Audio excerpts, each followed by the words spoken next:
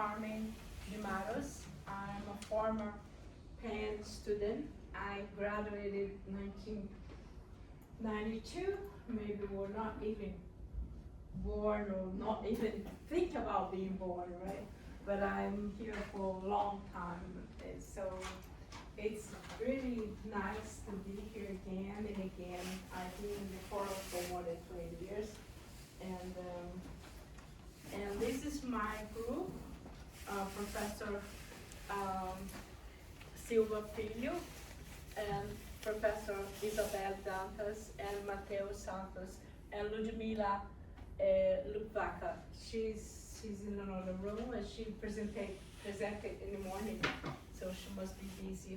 Our presentation today is about a new creation of the group. The group is a solid group from more than 30 years work on ethnography. I've been a student from, can I say that? Frederick Erickson and Paulo Freire. So I've been like having a privilege of being taught by many people who is being cited over and over on the forum.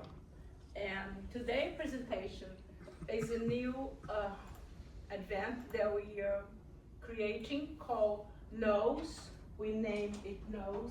It means free mind, free concept, it means free word, it means intelligence, knowledge.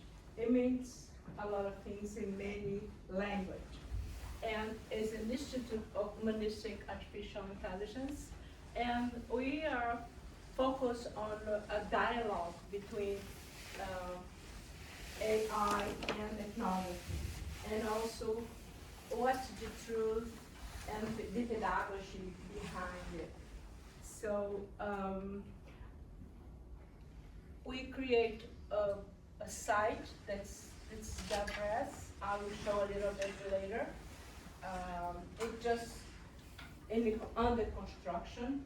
The idea of the site is to create an environment that can be shared with everybody, ideas that doesn't fit into algorithm, doesn't fit on education, on pedagogy, and human kind of knowledge. So we need not to stop, but to be a little bit more flexible in terms of who is in power right now. So that's the idea of Nous. I will always refer to Nous because this is the name of our institute. We've been presenting three major topics, all involve Nous. One is about silence and resistance with LGBT or queer theories and practice. It was in the morning, and now we are presenting the institute by itself, the Nous itself. And tomorrow we are going to focus on the history of ethnography in terms of contesting the educational truth about schools in relation to marginality, in relation to LGBT plus knowledge and praxis. Those are the three major contributions that Brazilian group is brought this year to the forum. Our presentation explore the fact that the algorithm process has been challenged by the educational research on Brazil because of many things. The first is the ethical procedures. The second is the power, who is in charge of the power. And the third is the crisis of knowledge, who the knowledge belongs to, who is the authorship of our work. I think the major issue about AI is the authorship. And now we're being censored by many newspaper and journals. But who told these people that the idea that we wrote in our papers are constructed by the machine? You know, we put our things there, and then they ask us as a reviewer to check is AI or not. So we ask AI to just check it out and see it is or not, and you're gonna say, oh, it's mine, but then it go in a circle because he appropriate our ideas, or he or she, whatever you eat, who knows, appropriate our ideas, our creativity, our field work in ethnography, and say, this is my work. And then we send the paper for review, and they said, oh, this is all machine making. And then, but who said so? The machine said. So it creates a building knowledge that we don't know where it comes from. So we are context that, and we are trying to make some kind of argument, ethical argument, interdisciplinary argument, and about epistemological justice of knowledge, because it's needed right now.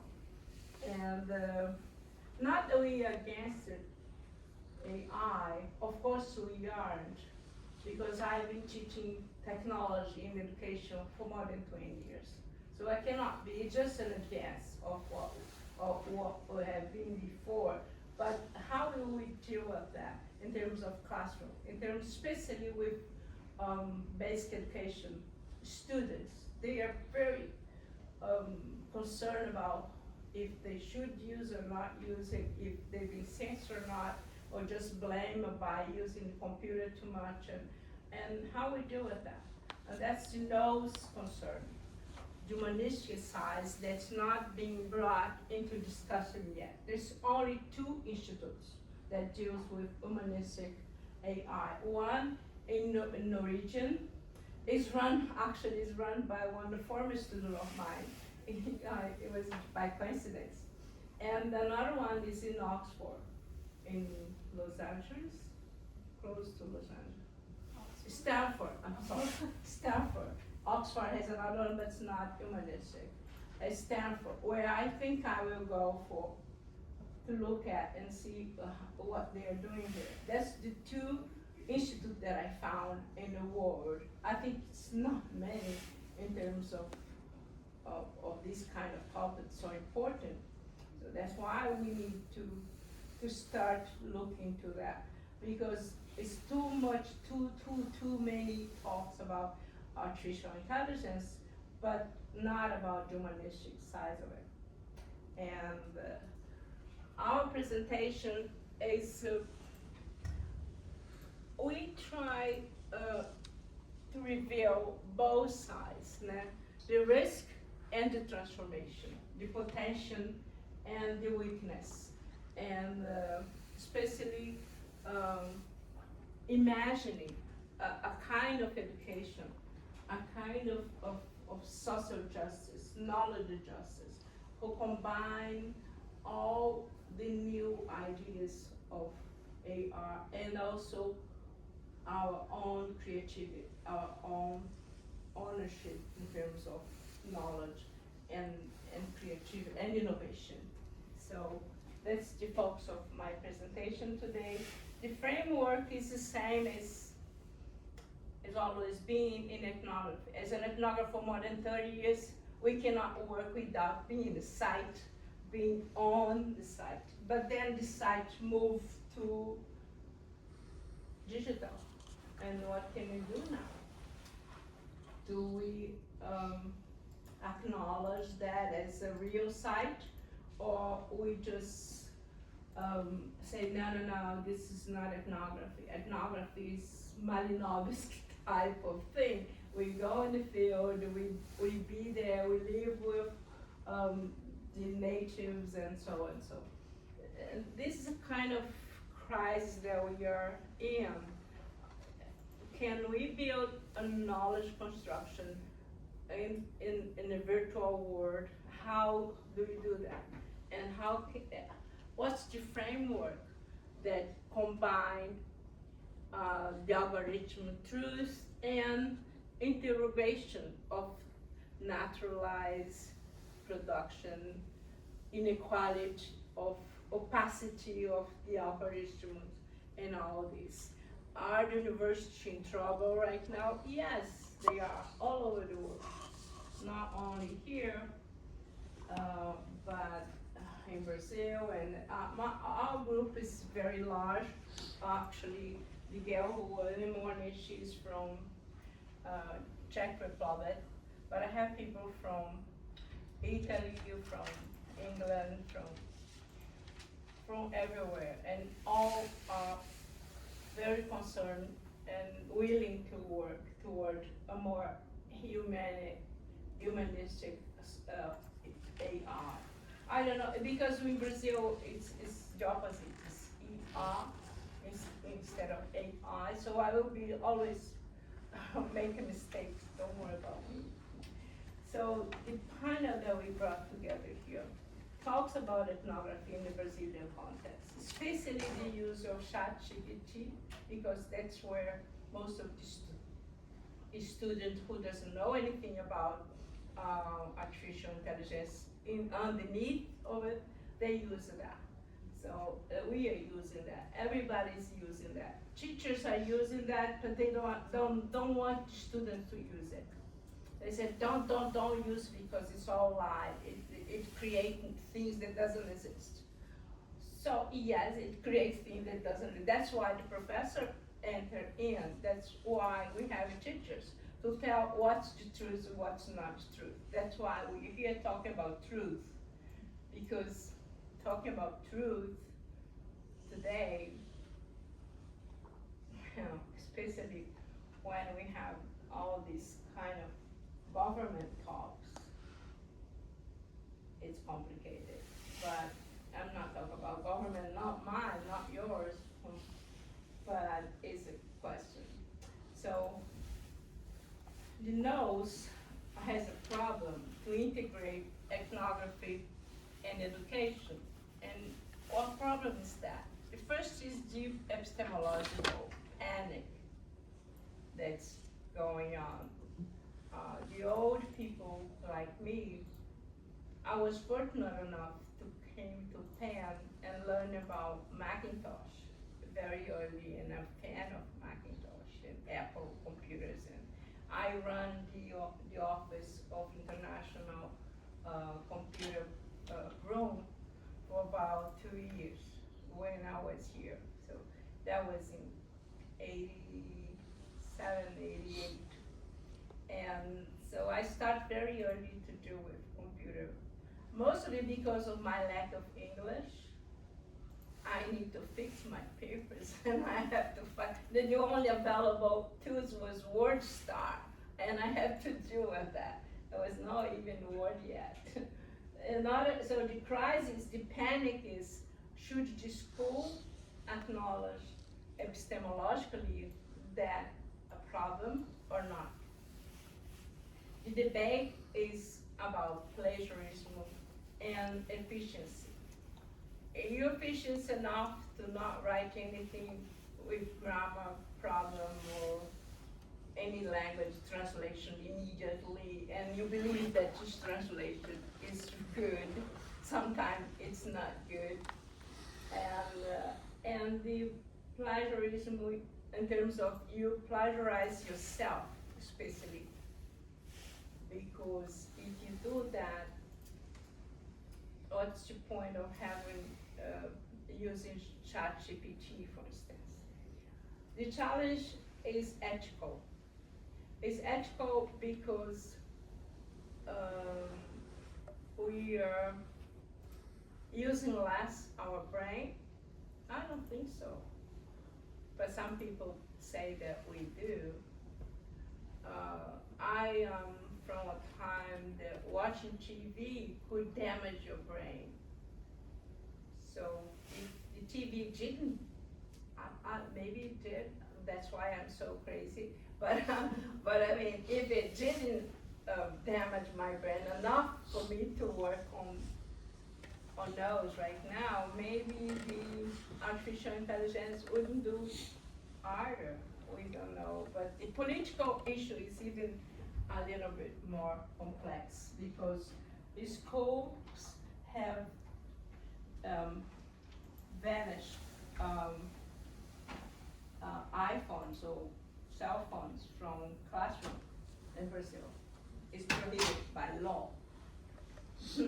But they all use, and the teachers use, and the doorman use, and the principal use.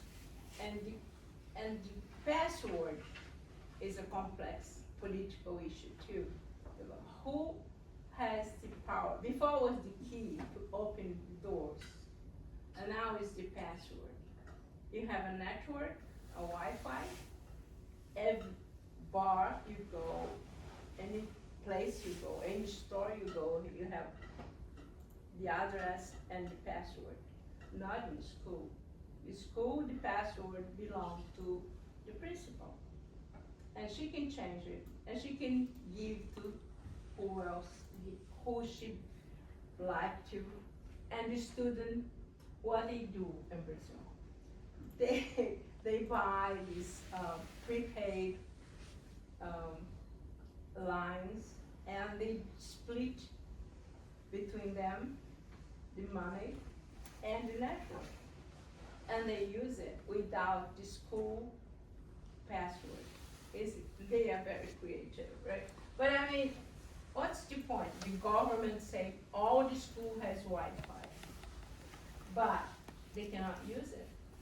And you can imagine now the access of artificial intelligence in the classroom if they cannot use it, even the telephone. And you say, okay, but if they use the telephone, the cell phone, they will play games.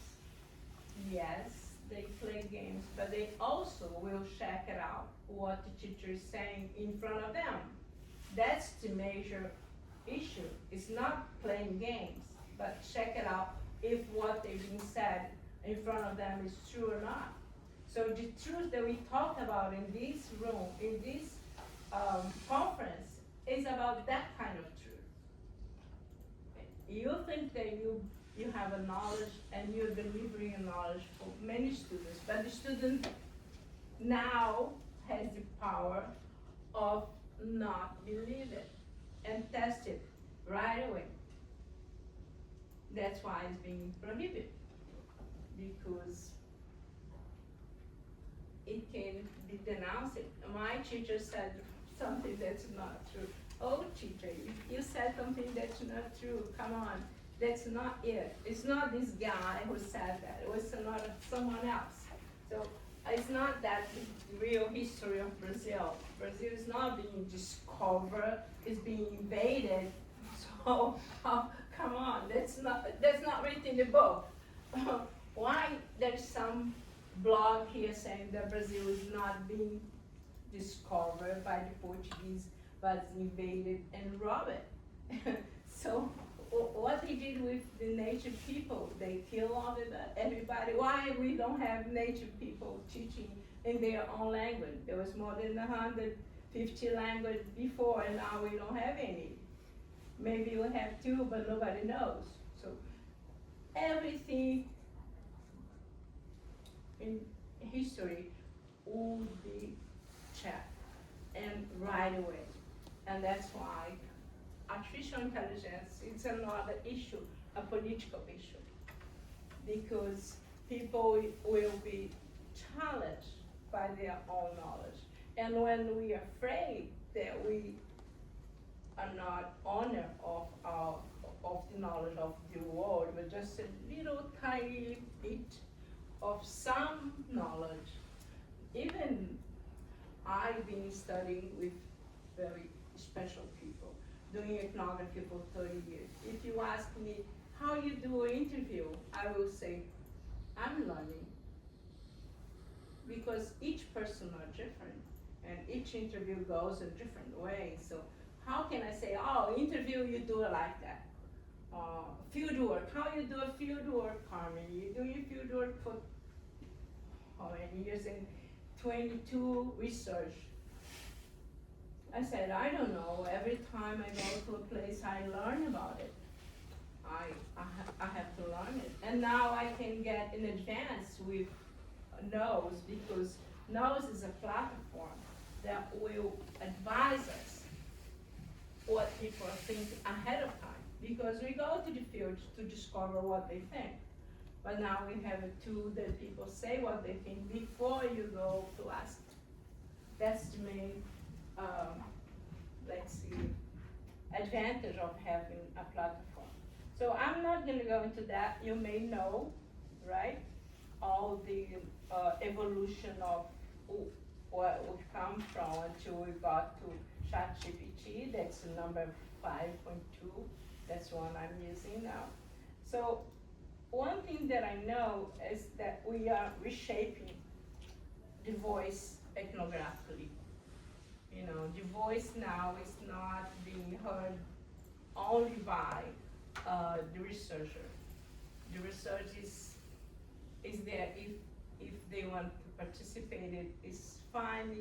If not, there's someone else is responding things for students, not only us. There's someone else that's called artificial intelligence. And we have to rebuild that thing so that it can be a little more toward person, not toward machines. So, like I said, artificial intelligence is a methodological mirror of who is in charge. So, if you don't know something, but you ask any machine, ChatGPT, let's see, tell me about the history of Carmen Mattos, and who is she and what she's doing. They will say everything but not what I am. Unless you say that I'm academic, you know, and that I'm being professor for 50 years, then they will find me. Otherwise they won't. So you have to still ask me who I am to know me. So the problem is, if you have a bunch of people who study, let's see, like the woman who was saying, the trust and what's her name is Coleman. She was saying about the trust, you know, among professionals in education or the field. And what's the trust among the philosophers? And they will say all the phrases that Plato and Aristotle and all the big guys said, but maybe it's just what's being found in your network, or maybe a network close to, and a network that you've heard before. So we need to womanize this machine. We need to plant our seed of not banalize the trust.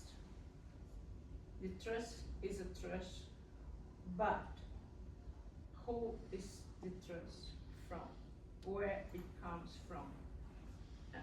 The truth is something that was constructed or created with reflexive idea or not. So is a mirror, methodologically a mirror, because the crisis is revealed when you ask something that the truth doesn't come the way you want, and you know that it's a lie. But then if you ask it again, you have to know that billions of people, maybe millions, not billions, are behind the machine. And in terms of education, because the rejections, it's not being used wisely. But in terms of health, it's being a handful for us who has need a diagnostic or to check a medication. For instance, we use many medications in Brazil that's prohibited elsewhere. And now we know, but before we didn't, because many doctors are online, all the pharmacy, and so we are being reveal that truth through artificial intelligence. Writing ethnographically, before, I remember I used films a lot. And before, we have to transcribe. I pay a minimal salary in Brazil. It's not much, but it's a lot. I pay a minimal salary by hour of transcription.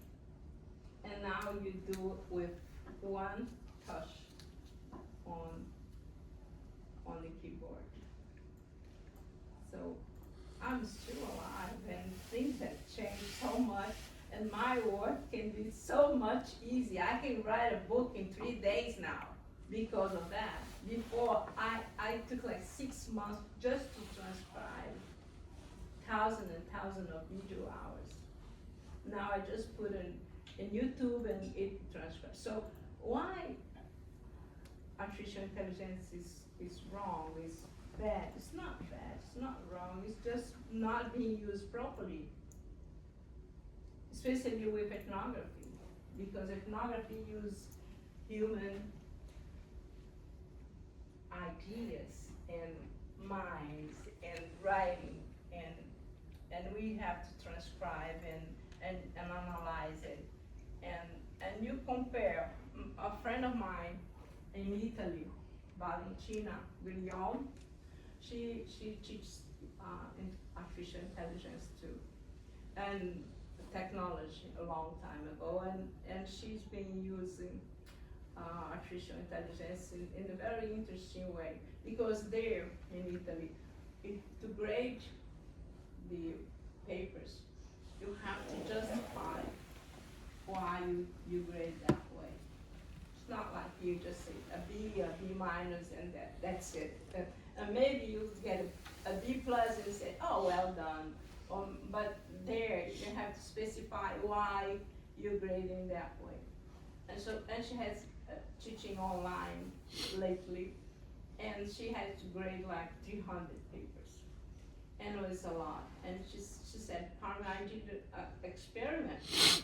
I graded and I justified with few paragraphs, and then I asked ChatGPT to do the same, to compare, and I gave to students without them knowing who graded and who justified. And I thought it was a great experiment, and I did that in my group too.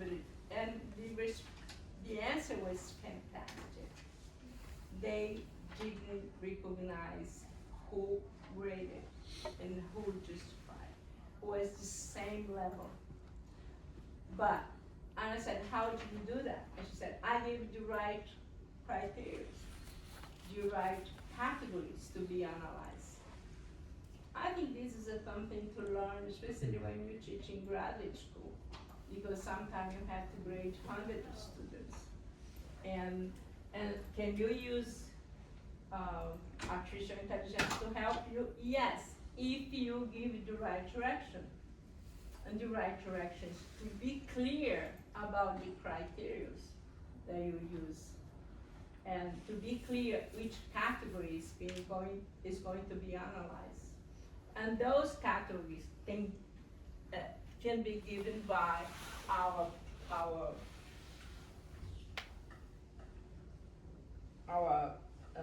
knows the program, because it contextualizes, it get a consent, because you have to agree with giving that idea, and it can be critically reflexively, especially about vulnerable communities. Why? Because I live in Rio de Janeiro, they live in Bahia.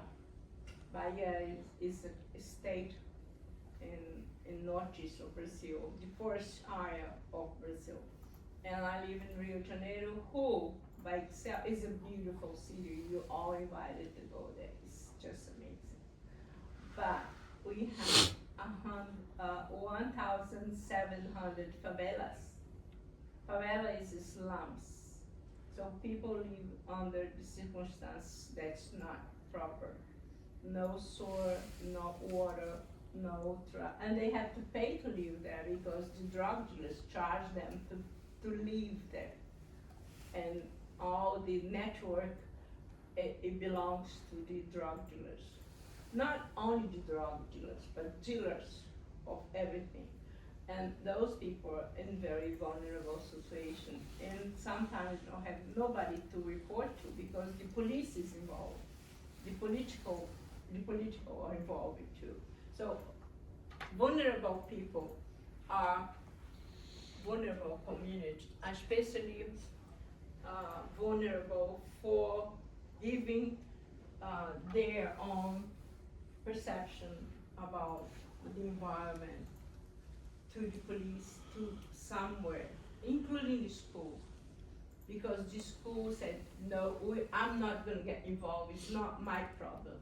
The problem here is you have to study and that's the subject you have to learn and so. I don't care about your life.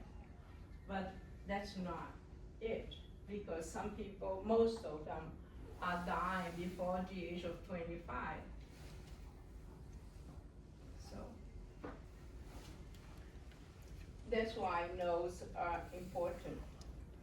And so we have some questions why we need ethnography studies in artificial intelligence, because technology evaluation are not sufficient. We've been evaluated over and over again, and we don't agree with. We don't feel comfortable with the way people evaluated us and our knowledge. And so we need something else. We need a little bit more than just one person evaluating you.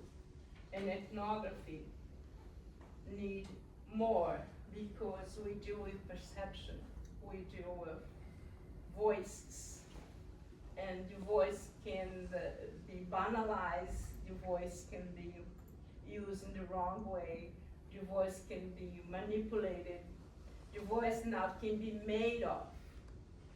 You can see my voice in someone else's body using artificial intelligence. And ethnography supports ethical governance.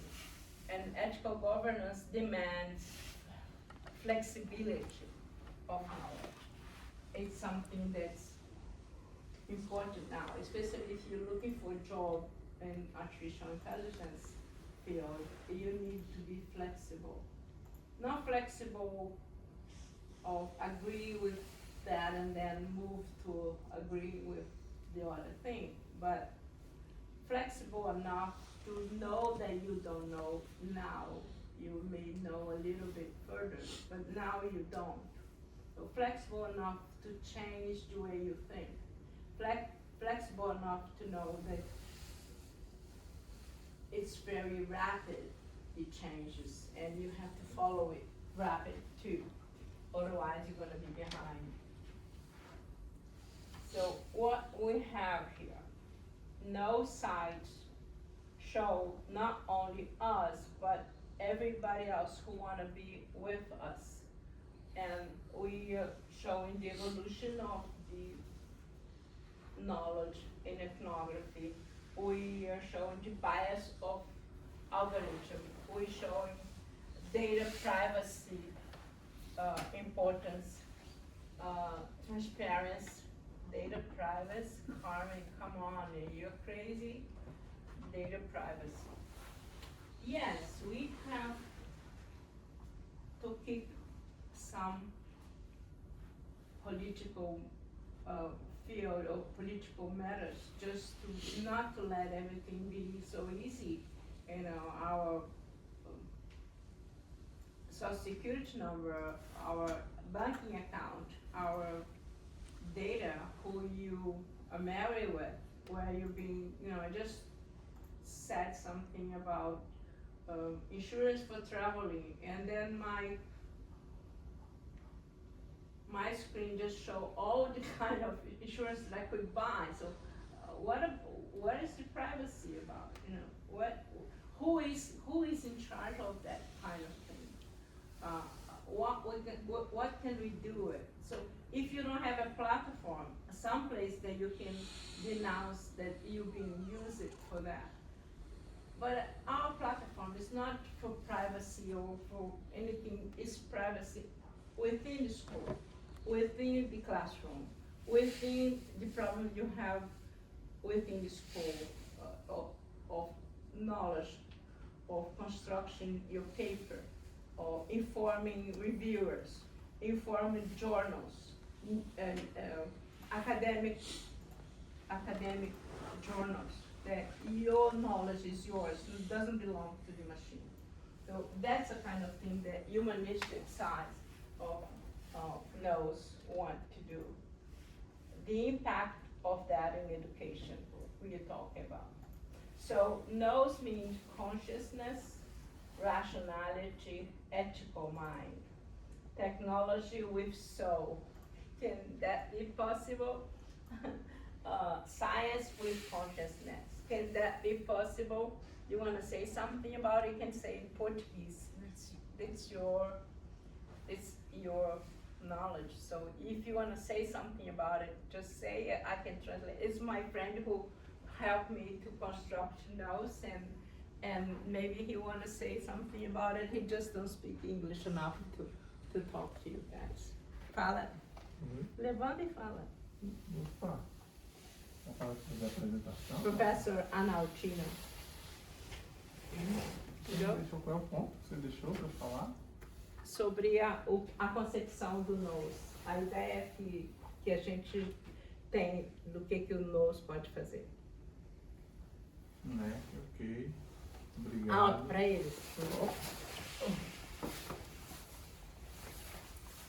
Ok, prazer estar aqui.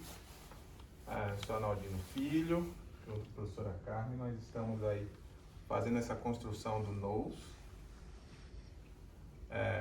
Nesse cenário desafiador que é a inteligência artificial, então a gente pensa muito na perspectiva humanística, porque a gente sente que está faltando muito esse uso crítico e reflexivo da inteligência artificial no nosso contexto. Você pode traduzir para nós? Você pensou que ia ficar em branco? He's saying that he's part of this. Alto. I'm sorry. He's saying that he's part of the institute. They are trying to produce this kind of artificial intelligence, but using this humanistic approach. E a gente percebe, né, até no próprio contexto da universidade, que os estudantes cada vez mais têm utilizado de forma crítica, sempre numa perspectiva muito utilitária, né, da inteligência artificial. Então, He's saying that most of the students use critically the knowledge, and it needs to be changed, and Nous has this responsibility of make the students a little more critical about their own use of artificial intelligence.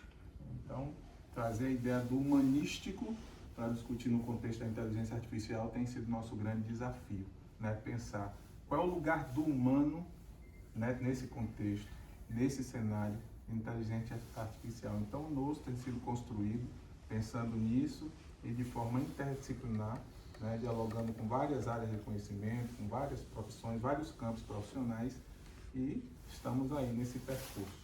Nous has been created on the idea of multiplicity and interdisciplinary work, and interracial, multiracial, and also sharing knowledge with as many people that we can. And which one que você falou?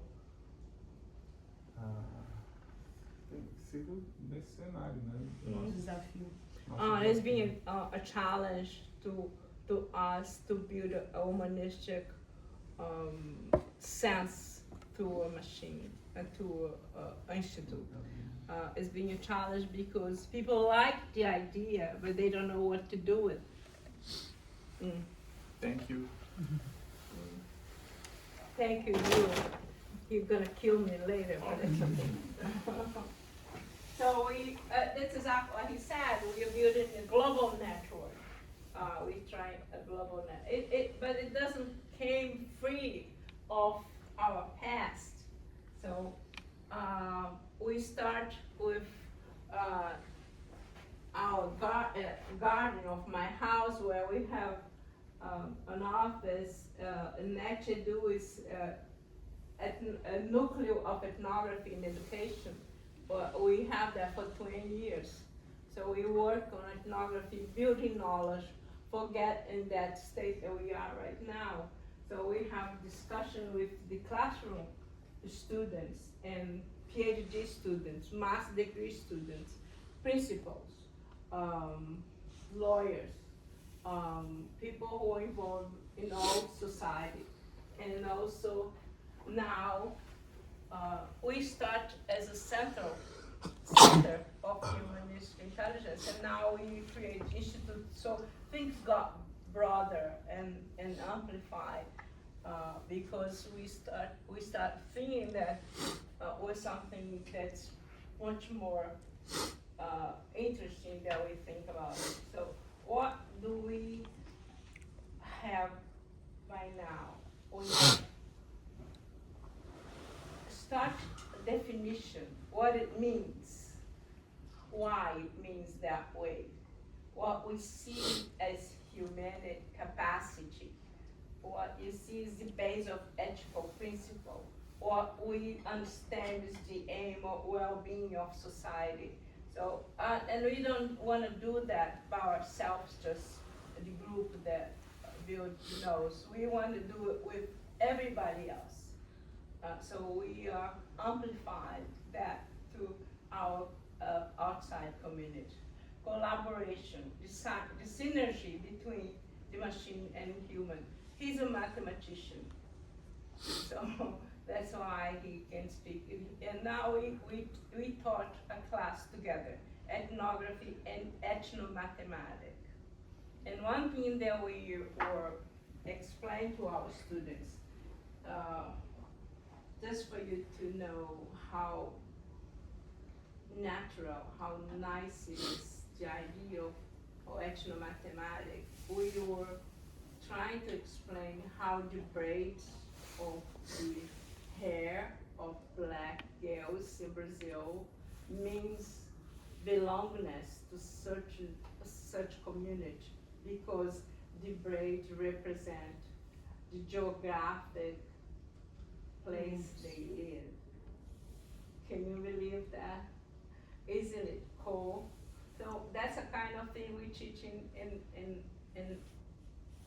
our ethnography and ethnomathematics, and also how they measure things to sell on family business. There's some measure that doesn't have a logic measure. So those are kind of things that the Institute has taken in consideration. If there is a mathematics that was not made by Aristotle, maybe the artificial intelligence can build upon that kind of knowledge. So the algorithm has its own natural, cultural thing behind it.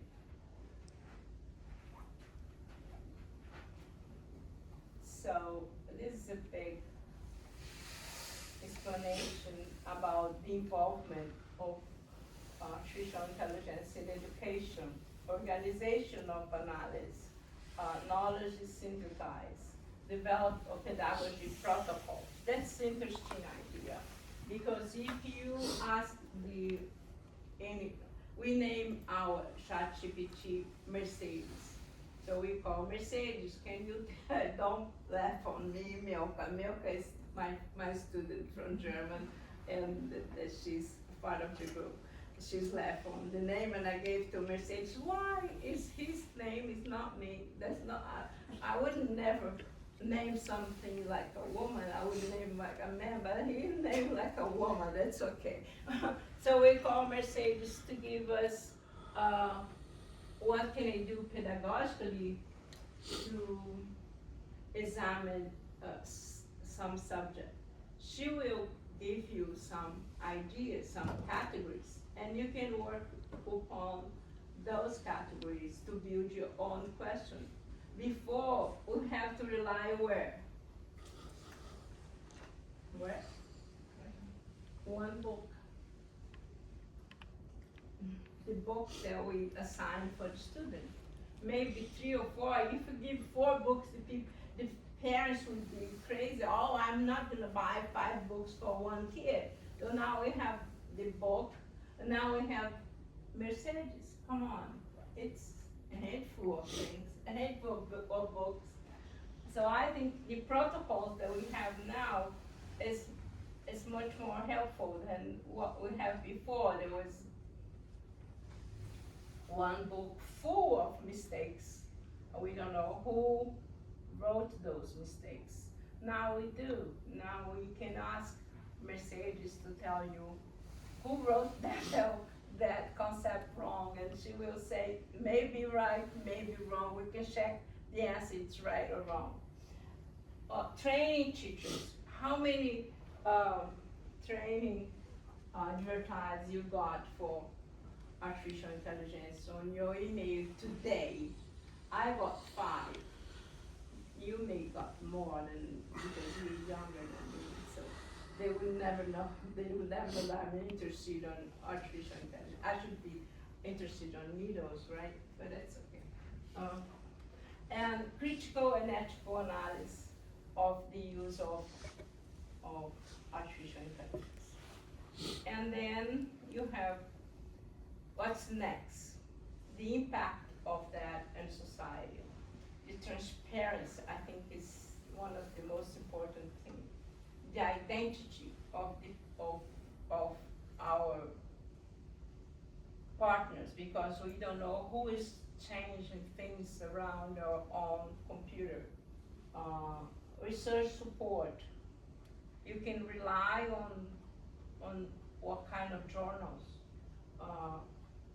Personalized teaching material, and reflect upon all of this. So the image is created by artificial intelligence, and it shows one side is all green and the other side is all red, representing the demonization of the machines and the goodness of human beings. But maybe that's not really a truth also.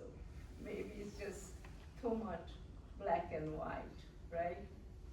And Nous aims to lead integration, ethical, promoting fairness, promoting inclusiveness.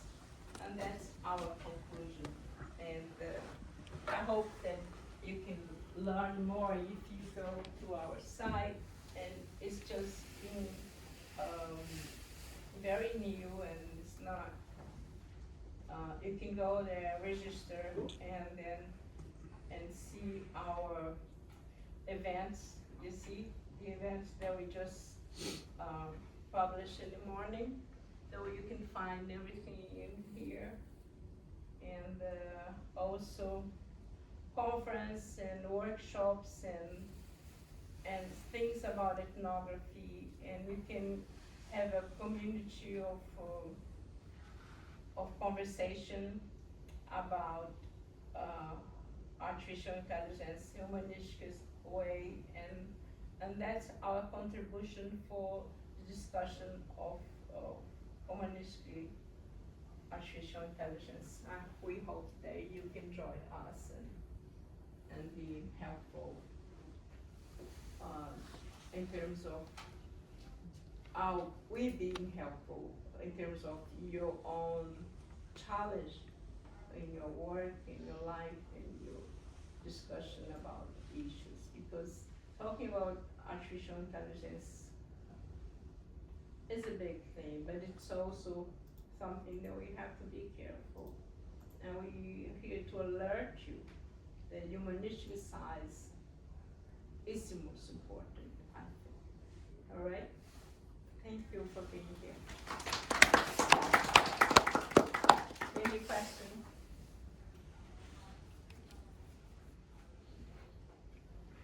No question?